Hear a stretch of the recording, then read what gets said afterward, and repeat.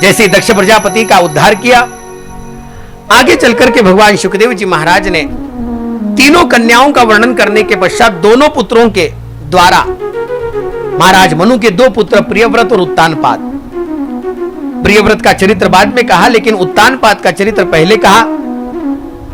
पर उत्तानपाद का वर्णन करते समय पर महाराज उत्तानपाद के स्वयं दो पत्नियां हैं, एक का नाम है सुरुचि और दूसरी का नाम है सुनीति। कथा प्रसंग आप सबको पता है, मुझे कथा में ज्यादा नहीं जाना लेकिन कथा के केवल अर्थ को समझिएगा। सुनीति में मन नहीं रमता राजा का मन रमता है सुरुचि में। और भगवान शुकदेव जी महाराज जो वर्णन करते हैं ना, उस वर्णन को अगर आप सारांश रूप से जानेंगे तो आपको पता चलेगा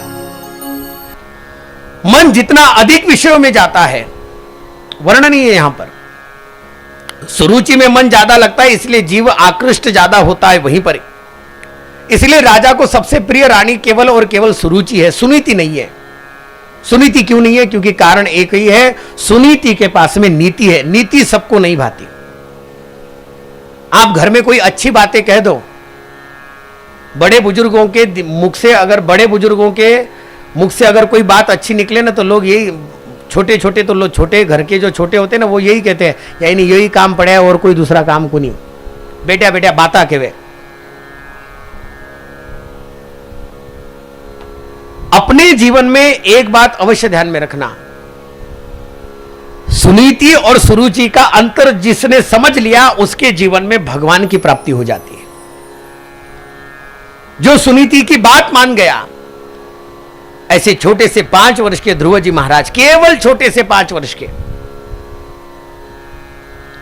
सुरुचि मां ने स्वयं धक्का दिया, उत्तानपाद की गोद से स्वयं नीचे उतार दिया, फेंक दिया।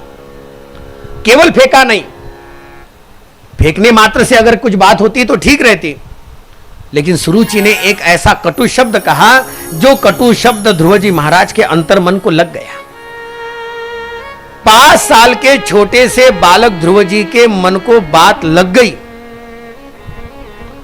और यह मेरा कहना नहीं है, श्रीमद् भागवत का कहना है। गोंदियावरून मुख्याध्यापक आलेले आहे आपल्या इथे, पाटील ताई आज आए हैं। एक बात अवश्य ध्यान में रखना, ध्रुव चरित्र को अगर जानना है तो सबसे पहले ध्रुव जी महाराज के उस एक प्रकरण को जानिए।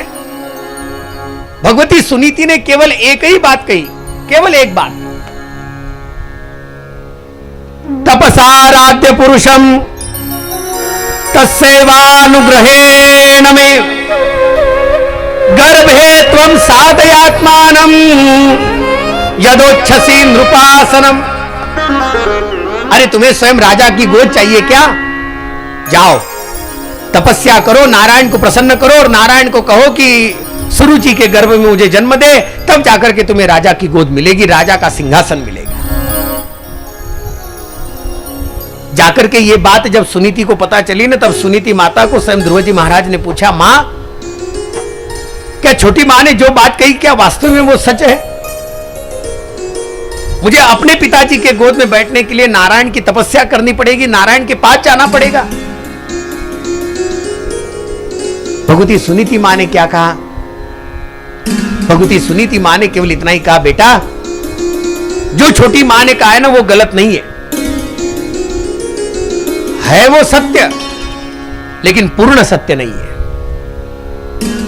तपस्या करना, नारायण को प्रसन्न करना, नारायण को वरदान मांगना, लेकिन नारायण को वरदान मांगते समय पर यह वरदान नहीं मांगना, सुरुचि मां के गोद में स्वयं मुझे जन्म देना। अगर वरदान मांगना ही है तो केवल इतना ही मांगना कि हे प्रभु अगर आप मेरे ऊपर प्रसन्न है तो मुझे आप अपनी गोद में बिठाइए, मुझे आप अपनी गोद में बिठाइए, यह वरदान मांगना। परिणाम क्या हुआ? छोटे से ध्रुव जी महाराज 5 वर्ष की आयु में रात्रि के समय पर निकल पड़े और मां के केवल एक शब्द को अपने अंतर्मन में धारण किया, नारायण को प्रसन्न करके नारायण की गोद को मांगना, नारायण की गोद में बैठना। यह ध्रुव जी महाराज का निश्चय हुआ। छोटे से बालक के मन में जिस प्रकार से उस बात का निर्णय हुआ, यह निर्णय साधारण नहीं है। भगवान शुकदेव जी महाराज कहते हैं, राजन, ध्रुव जी महाराज चले स्वयं नारायण को प्रसन्न करने के लिए, लेकिन जाना कहां है, कैसे तपस्या करनी है, कुछ पता नहीं है। भगवान नारायण के केवल मार्ग को चलने के लिए ध्रुव जी महाराज ने अपना मन बनाया, और जानिएगा भगवान ने कृपा कर दी, साक्षात गुरु के रूप में नारद जी महाराज को भेज दिया। आप केवल एक काम करो। भगवान शुकदेव जी महाराज ने कहा, मुझे भक्ति नहीं आती, मुझे कोई साधना नहीं आती, मुझे कोई प्रार्थना नहीं आती, मत आने दीजिए। अपने मन में केवल इतना पक्का कर लीजिए, मुझे अपने अंतिम श्वास में भगवान को प्राप्त करना है।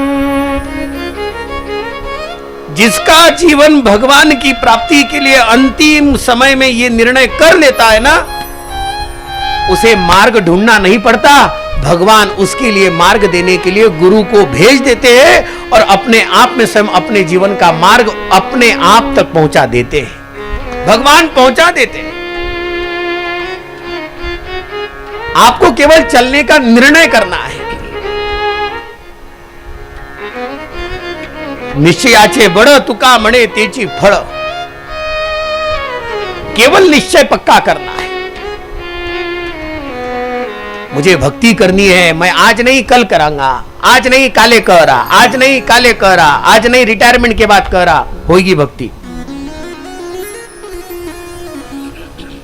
आज फुर्सत नहीं है, काले कथा में जावा। और फिर होता क्या है मालूम है, कथा भी समाप्त हो गई, बस एक फोन कर देते हैं, अब क्या करें, आवण री घणी इच्छा थी पण कई करा, काम ही इतना आया कि बस पूछो मत, हो गया। आप निश्चय करो, निश्चय करो, एक भी दिन की कथा नहीं छूटेगी, ध्यान में रखना। भगवान मार्ग निकाल देते हैं। हमारा निश्चय जितना पक्का होता है ना, उतने पक्के निश्चय के साथ में भगवान हमें अपने आप में मार्ग बता देते हैं। ध्रुव जी महाराज के जीवन में हुआ ही क्या, आयु छोटी है लेकिन निश्चय इतना बड़ा है कि महाराज आयु को देख करके सारे के सारे देवताओं को लगा, अरे छोटे से ध्रुव जी के द्वारा इतनी कठोर साधना होगी क्या, केवल होगी क्या, यह सवाल हमारा रहा। ध्रुव जी महाराज ने उतनी कठोर साधना कर ली।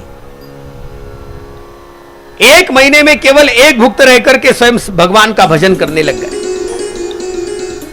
और जो मैंने बात आपसे कही ना, स्वयं भगवान मार्ग बताने के लिए गुरु को भेज देते हैं। नारद जी महाराज ने स्वयं ध्रुव जी महाराज को कहा, बेटा अगर तुम्हारा निर्णय इतना ही पक्का है ना, तो एक काम अवश्य कर लो, तुम अपने निर्णय के द्वारा अपने मन को पक्का कर लो, और मुख से केवल मैं आपको एक मंत्र देता हूं, उस मंत्र का उच्चारण कर लो, तुम्हारे जीवन में तुम्हें भगवान की प्राप्ति हो जाएगी। क्या दिया मंत्र? मंत्र केवल इतना दिया, ओम नमो भगवते वासुदेवाय। और उसी तपस्या के द्वारा पहले महीने में स्वयं 3 दिन के बाद में स्वयं बेर के फल खाकर के रहने लगे। दूसरे महीने में 6 दिन तक स्वयं सूखे पत्ते खाकर के दिन निकाले। तीसरे महीने में स्वयं 9 दिन के बाद में केवल जल ही पिया, केवल जल पिया और कुछ नहीं। हुआ क्या? चौथे महीने में स्वयं ध्रुव जी महाराज ने 12 दिन के पश्चात केवल वायु के ऊपर रह करके निराहार स्वयं इस मंत्र का जाप किया। जो 12 अक्षरी मंत्र का जाप करता है, ऐसा वर्णन कहा गया है कि जो स्वयं इतनी कठोर साधना के साथ में इस मंत्र का जो जाप करता है ना, साक्षात उसे वायुमंडल में भगवान का दर्शन होता है, भगवान उससे बात करते हैं। 5वें महीने में स्वयं एकाएक भगवान का ध्यान रख करके स्वयं श्वास को जीत करके ध्रुव जी महाराज ने स्वयं अंगूठे के ऊपर केवल एक पैर के ऊपर खड़े होकर के ध्रुव जी महाराज ने स्वयं भगवान का भजन करना आरंभ किया। इतना कठोर व्रत किया कि उस कठोर व्रत को जान करके सारे देवता जाकर के नारायण को प्रार्थना करने लगे कि जाकर के आप ध्रुव जी महाराज को दर्शन दीजिए। जैसे ही दर्शन दीजिए ऐसा कहा, स्वयं भगवान नारायण पहुंचे और पहुंच करके नारायण ने स्वयं जैसे ही देखा ध्रुव जी महाराज की आंखें बंद हैं। और आंखें बंद है इसके पीछे कारण केवल इतना ही है, ध्रुव जी महाराज स्वयं अपने अंतर मन में भगवान का ध्यान करके उस मूर्ति को प्रकट कर चुके थे। जैसे ही प्रकट कर लिया, परिणाम यह हुआ कि आंखों के अंदर में ही आंखें बंद है। उसी समय पर छोटे से ध्रुव जी महाराज के अंतर मन में भगवान का दर्शन हो रहा है और उसी दर्शन के साथ साथ अंतर मन से स्वयं भगवान का भजन चल ही रहा है। और उसी क्षण भगवान नारायण ने स्वयं जाना, जब तक ये ध्यान मूर्ति हटेगी नहीं तब तक ध्रुव आंखें खोलेंगे नहीं। इसलिए स्वयं ध्रुव जी महाराज ने, भगवान नारायण ने स्वयं ध्रुव जी महाराज के अंतर ध्यान की मूर्ति को हटाया। जैसे ही मूर्ति हटी वैसे ही आंखें खोली। जैसे ही खोली एकदम चतुर्भुज नारायण भगवान की, चतुर्भुज नारायण भगवान की। एकदम से भगवान श्री हरि नारायण को देख करके ध्रुव जी महाराज के मुख से कोई शब्द नहीं निकला।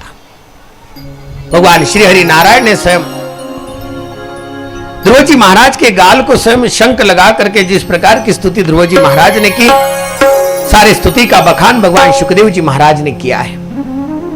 योन्तः प्रविश्य मम वाच मिमां प्रसुप्तां संजीवनस्य खिलधर शक्ति स्वधाम्ना अन्यांश हस्त चरण श्रवणम तुगादिम प्राणान नमो भगवते पुरुषाय तुभ्यम। इन श्लोकों के द्वारा स्वयं ध्रुव जी महाराज ने भगवान की स्तुति की। आगे चलकर के ध्रुव जी महाराज को अटल पद की प्राप्ति हुई।